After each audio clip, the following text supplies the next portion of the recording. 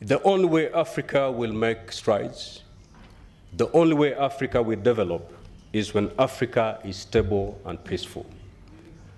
Because peace and stability is the only ingredient that can easily push Africa to prosperity.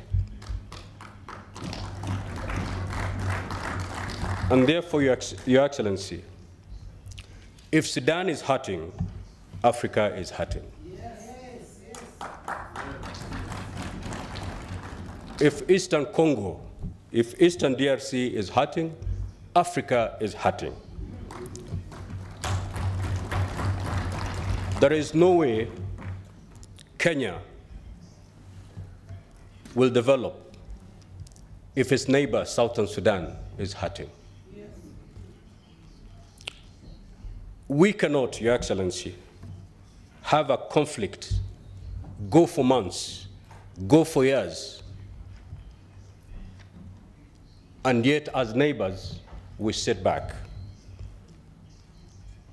What is happening in the Sudan demands of Africa to drop everything and to push for an immediate peaceful resolution to the conflict in the Sudan.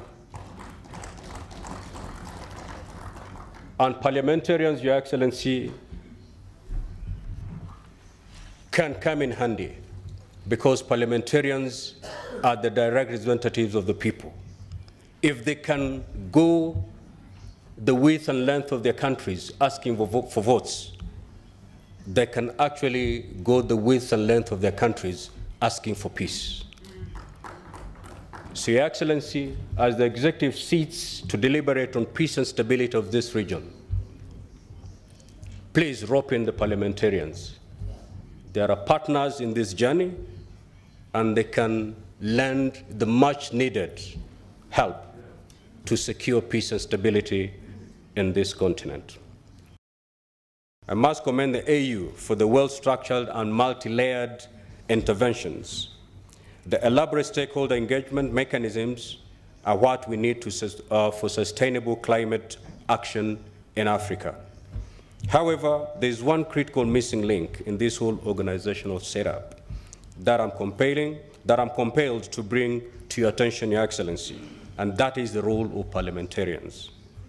As the people's direct representatives and the institution charged with making laws in response to societal challenges, climate change included, parliamentarians have their work clearly cut out in this space. To put it into perspective, legislative intervention is mandatory when it comes to domestication of treaties and agreements that drive the climate change agenda.